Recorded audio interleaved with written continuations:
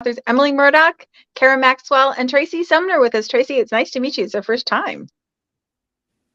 I'm excited to Thanks so be much here. for taking the Thanks. time. So we're going to go in reverse order this week. Instead of going from the beginning to the end, we're going to start with the last book that releases this week, which is Emily Murdoch's Duke's in Danger. It's book 6. And it's Put Your Best Duke Forward. I love the titles for this whole entire series. I mean, I'm totally biased because I came up with the titles, but I love these titles. And it's actually what sparked the idea for the series. So I really love that there's these slightly tongue-in-cheek titles. And to be honest, they all match the heroes and heroines in each book. So in this one, we have Joseph Chilhome, Duke of Wintram. Bless him. He is very opinionated, very demanding, but he is a veteran and he has had an amputation just above the knee due to a terrible incident in the war. He's turned back up in England and he is miserable. And I think rightly so. He's had a huge change in his life, and all of the things that he's very accustomed to doing to relax and calm himself down are horse riding. And he's not worked out yet how he can do that when he's always off balance, he can't mount his horse, and he's just completely lost himself. His doctor recommends a horse trainer who has never failed. And so dear Joseph, my Duke of Wintram, says, well, go on, man, I bet he can't do anything about my problems. And then she turns up in breeches. And there is a bit of aggression, I think, towards both. They both think the other person's an idiot. And they're both absolutely determined that they're right. But unfortunately, Harriet, or Hattie, has some debts. Her stud farm has had huge debts because of her father, who's now sadly died, and she needs to make some money. So an agreement is made. He bets that she cannot help him, and she is determined to get him riding on a horse before the year is out. And she gets him riding in more ways than one. Read the book and you'll find out. Oh my. So that sounds like an awful lot of fun.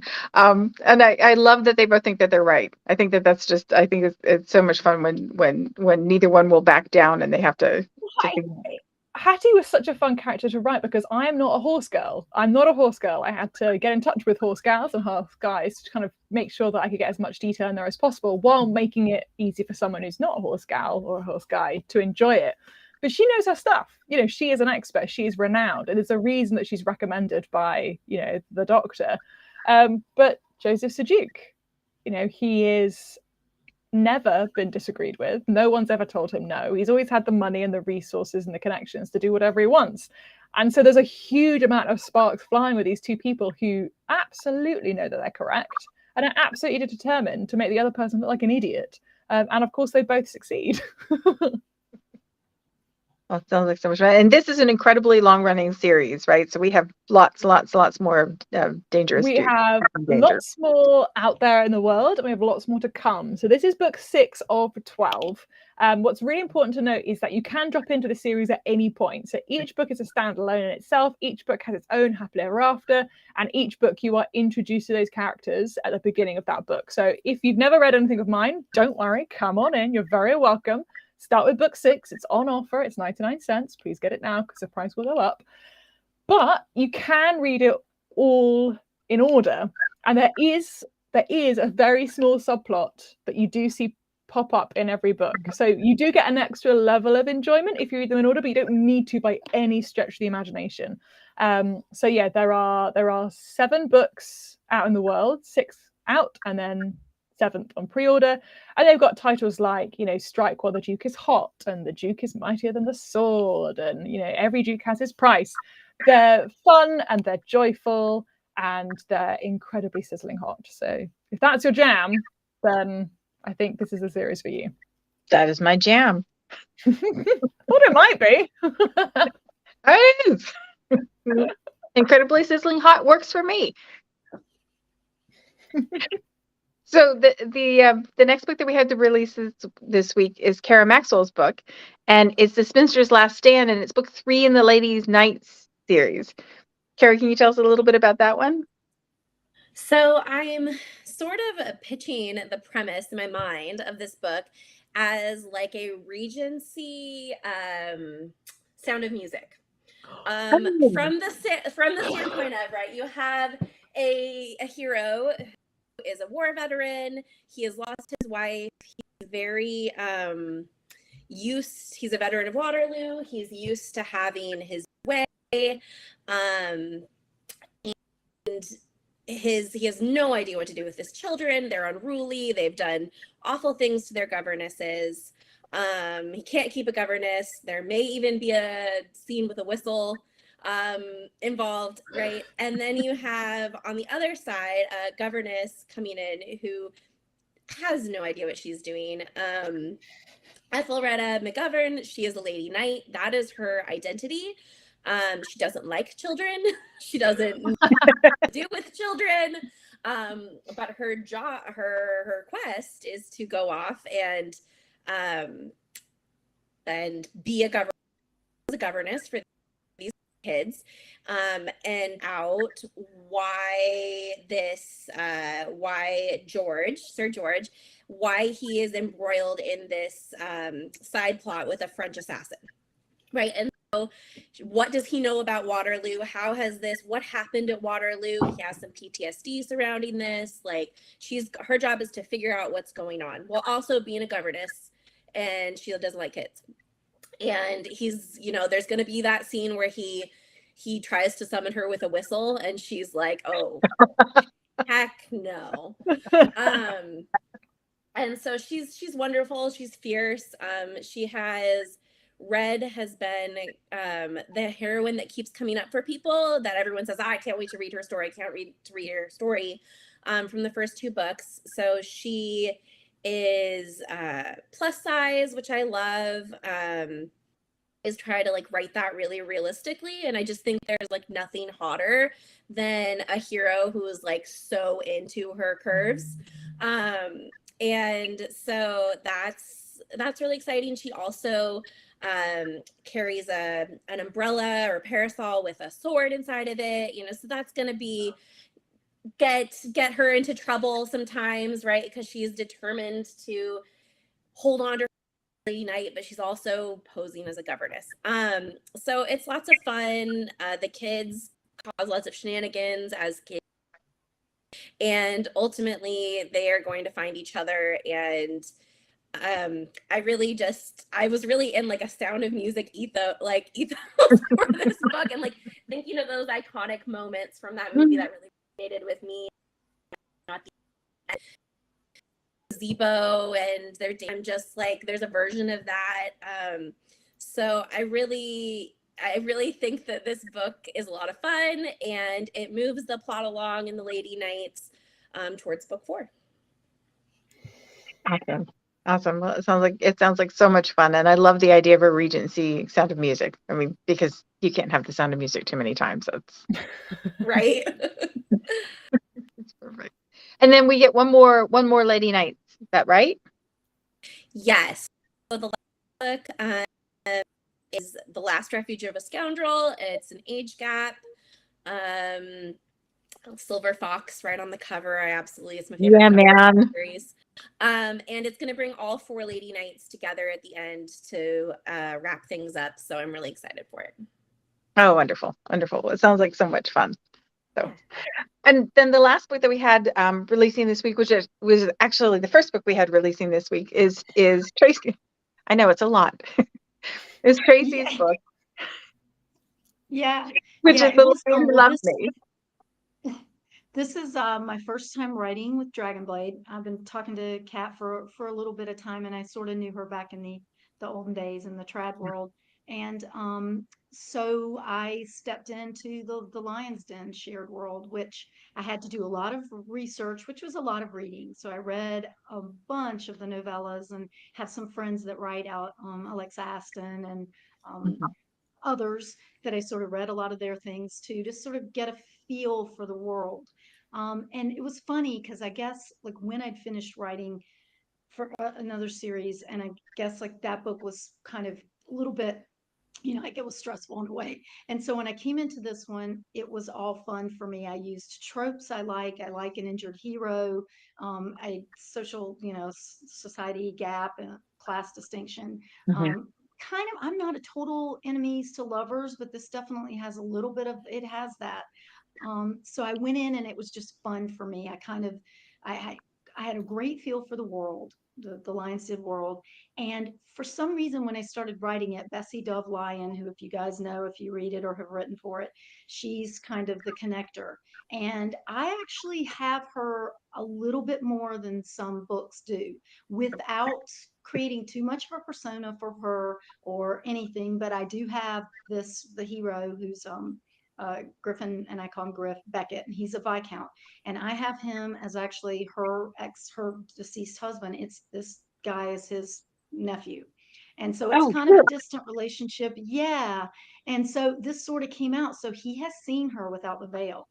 And he mentions that once, just briefly, that he's seen her and that he kind of knows her and she knows him better. I don't give a lot so that it wouldn't mess up any other books, but there's a big sense of her. And I don't know, it's funny because when I was writing it, she came out uh, into the forefront for Wow. more than I expected her to. Mhm. So because she's got a really family relationship with him.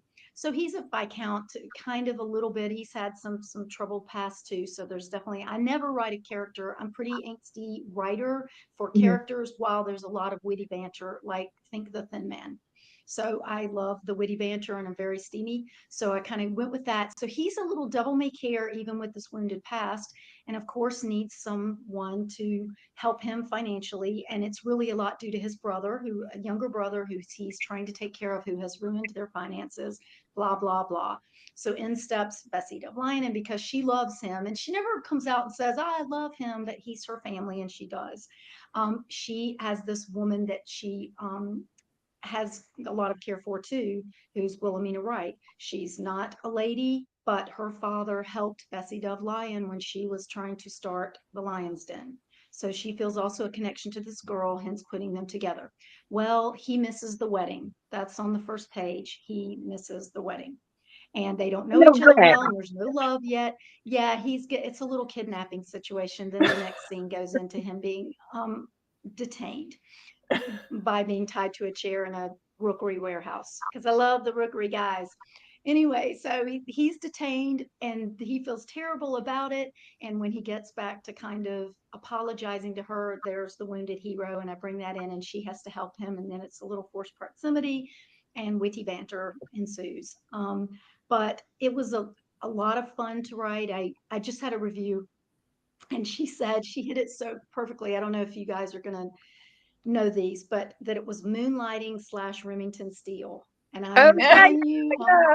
oh my God, Cara, you're probably like, I have no idea what those shows are. But those were great 90s staples, and and the Thin Man too is older, much older, but a lot of banter, but I always have my characters have a passion outside their passion. Hers is she's sort of an investigator, like Mrs. Scarlet Oh, and the fun. Duke, if you guys are Mhm. watching.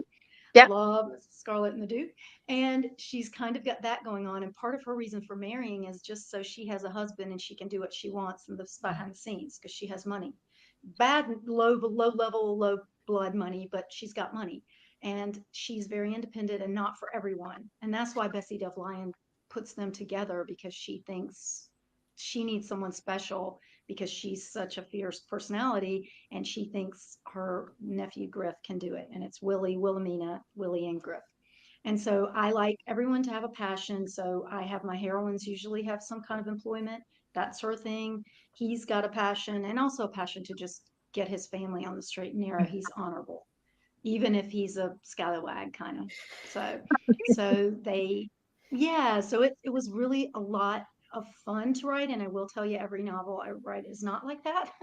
Some are, and they turn out okay, but they're grueling. This one was just fun. Oh, Um, I'm so glad about that. I love it when it's like that, when it's a joy to write and not just so much work. So Yeah, no, in the shared world, I really enjoyed. And sometimes you guys know that when we do those and you get painted into a corner and you're trying to feel it and you're having trouble. This one, I'm telling you, I felt it and I really got into the whole thing with the Bessie Double. I went rolling. So I think if people like the series, They can step right in. Everybody's personality or writing persona, the Mhm. voice is different. So each book is very different. Mine's steamy. I write steam, but I write a lot of, I think, known for kind of the witty dialogue and sort of crafty characters and rogues. And I like the rookery element. I always like my people. Not everyone is a lord or a lady. They're Well, they're there, but you know. So I don't know. It was really fun, and I hope people enjoy it. well, it sounds like it. And dude's got a lot to make up for if you missed the wedding, like on page 1. That's not an insignificant arc to conquer. Yeah, well, she has a soft spot for him though, because during their conversation briefly before, a week or two before this, he sort of admitted that he likes cats. And I always kind of have an animal or two in there, and she likes cats. So she knows that even though he doesn't appear to be a good guy, he's a good guy. So she's got that feeling about him. So, and then when he's in trouble, Bessie Duff Lyon says, "Can you help him?" And she's like, "Are you kidding me?" And then there's a little bit of forced proximity, and then it kind of goes from there. So it was fun. It was good. Yeah. I know forced proximity is one of Emily's favorite things too, isn't it? Only one bed. Only one bed. It's my favorite trope. Honestly, I'm at the point now where I write a book and I finish it and I go, did I accidentally write another only one bed book? And sometimes I have to go back and take it out because I can't have 4 books in a row with only one bed and forced proximity. I'm second chance girl. Every book, second chance. Stop it. I'm with you, Tracy. If I could write second chance romance every Really, and it's not even my favorite to read. It's just my favorite to write. I just love to read it. I will read any second chance. Give me something that sounds like The Notebook. I'm in. Right. Yeah. I like the messiness of it, right? The messiness of a prior relationship. so like is this a second chance meets friends to lovers? Because that's one that I like together. Like if I'm going to mash 2 tropes together, I'm like, Yes. second chance because we were friends once and then someone said something stupid, they didn't speak to us for 5 years, and here we are, you're the only one, and there's only one bed. See what I did there? See, it just slips right out. always one bed. New book right there. I love our tropes, and that's kind of cool because people have the ones they love, and like Amnesia, I can tell you, I hate Amnesia. I'm never going to write it, and I won't read it. So I thought I hated it. I thought I was like, no, that's creepy, that's weird, like there's no consensual way to write Amnesia. And then in my Governess series, Governess Bureau, she was very annoying. She was like, no, I know this guy. And I was like, no, you don't. No, you've literally just met. All right, you've literally just met. She was like, no, we were spies together and I was in an accident and I don't remember who he is, but he knows exactly who I am. So this guy turns up to a friend's house for a house party, and the governess there is his lost love who he thought died. And he's like, you're here. And she's like, I have no idea who you are. And that's intriguing. And so the book is him, but her point of view is like, why do I feel so comfortable around this guy? Why does he know like exactly what I like for tea, exactly what cake I like? Like I turn around and he's put a stool out because my ankle hurts. Why does he know this? And then he's very much like, no, don't do this. It's not appropriate. She doesn't know who you are. You're taking advantage. But he's so drawn to her. And he's so, second chance, he's so obsessed about rekindling this opportunity. It's the slowest of slow burns I've ever written. Does she ever remember? Yes and no. So she has an accident about a third of the way through and remembers him, and it's like, you didn't come back for me. I was injured and you assumed I was died and you didn't come back for, so it really complicates things. Like this is like 110,000 word book. This series is a big book. There's only 6 in the series, but they're big because they have big subplots because it's mystery. Every governess goes to a house as a mystery. Yeah. But yeah, so she's like, so you don't make him wait the whole book. Maybe that's the amnesia I can't take. It's like 90% of the way through before they remember, and I'm like, like she's like, oh no, she gets a hit on the head. And she's mad. And then she's like, I'm mad at you. Like, you abandoned me. And he's like, no, it's not like that. Like, I assumed you'd made your way back to England, and when I got here, you weren't here. And she was like, yeah, because I got attacked and you left me for dead. So it's very angsty. It's very slow burn. It's amnesia, but it's amnesia in a way that I think is more acceptable for me as an author to write. Otherwise, it's like, is that consensual? I don't know. Right. See, and that has the part of second chance that I like, because I don't like the friends to lovers second chance. I like the ones, yeah, I do. I like them fine, but the ones I really like, the catnipy ones, are the ones where something bad happened. Somebody did something they shouldn't have done, or something got in the way, and they made choices that made the other person think that they weren't who they thought they were, and now they have to come back, and they've got all this stuff in the middle that has to be sorted through. Well, and see this when I write a couple of the second chances that I write when they get together, and then they make stupid choices because they're young, and Because they're young. I think that's the thing that we forget, right? Writing historical romance, so often our heroes and heroines are in their early 20s, or the females are younger, and I made lots of very stupid choices when I was in that age.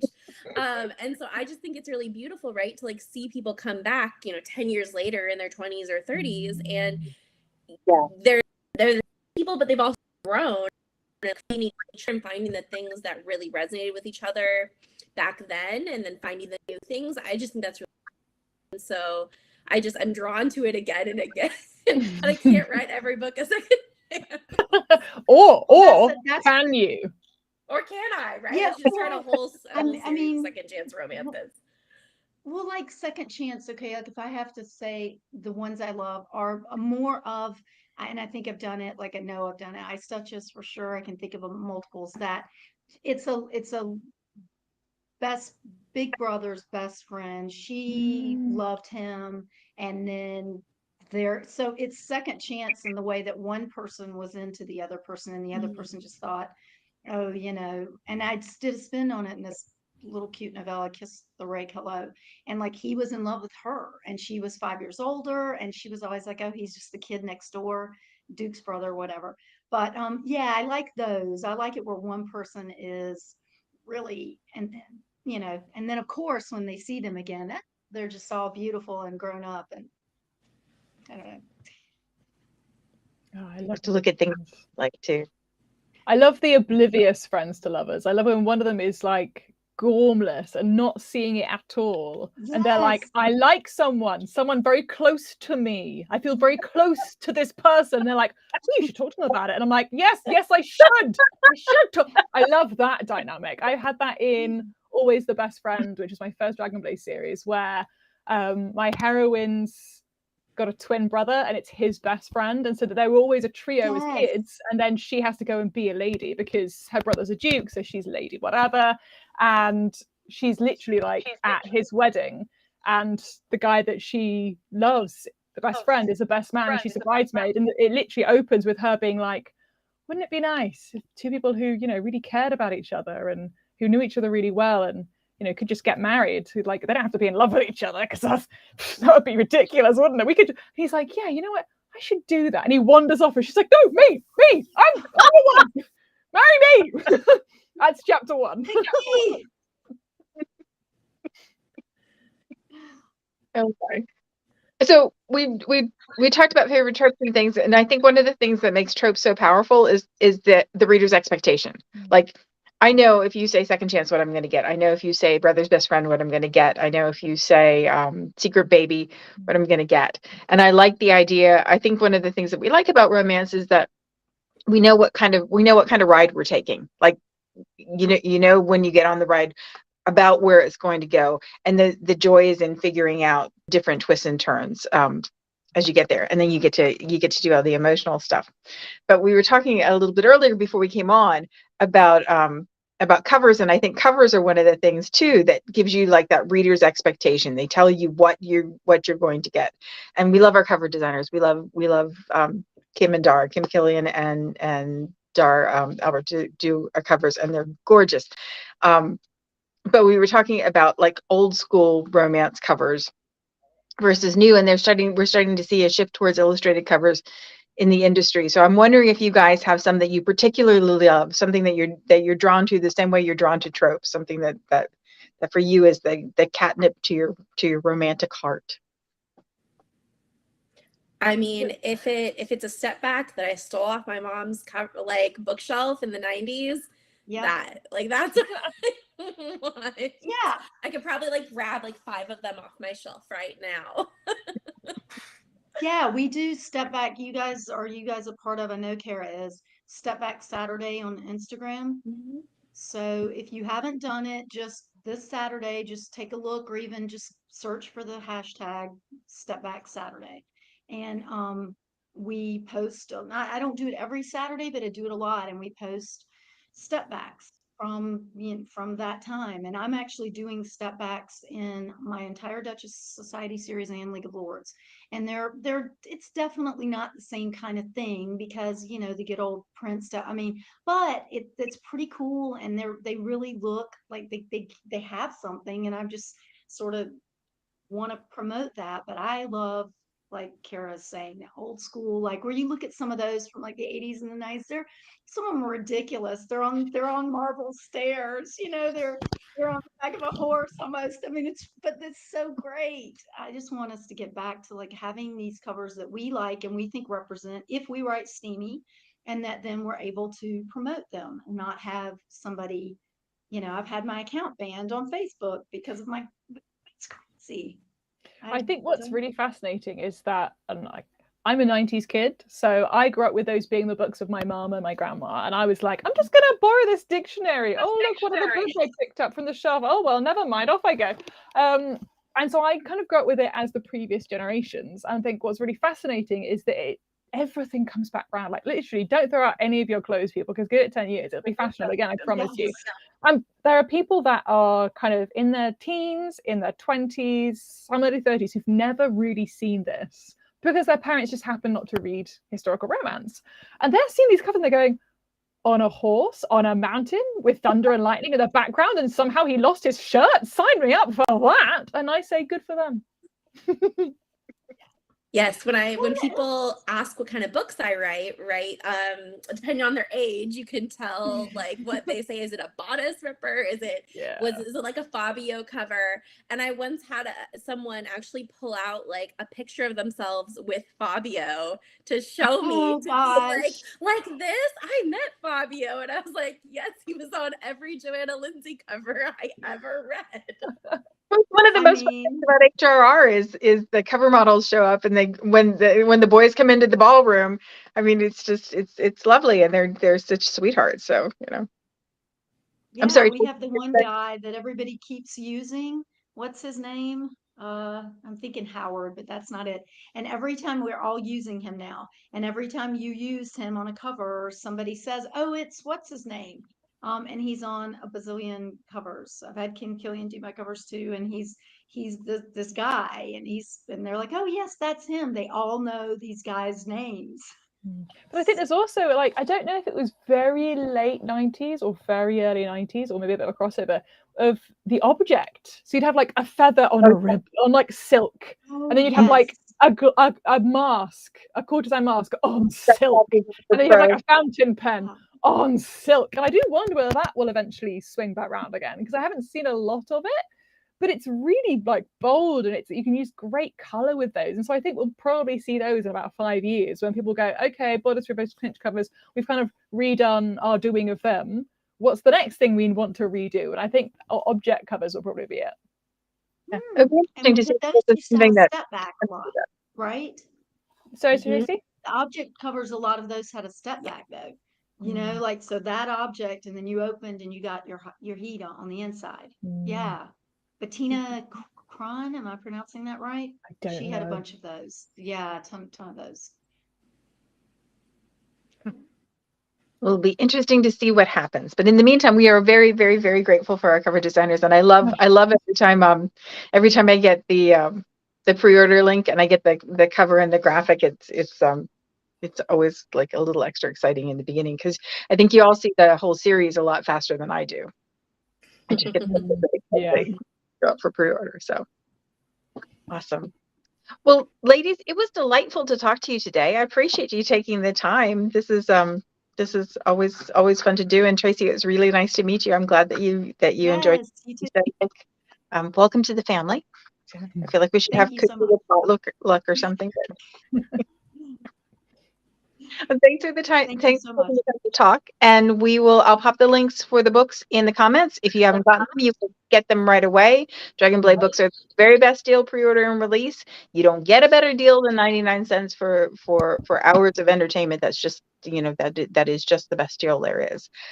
If you happen to miss them, you can always read them in Kindle Unlimited as well. So thanks so much, and we'll see you back here same time next week. Thanks, guys. Bye.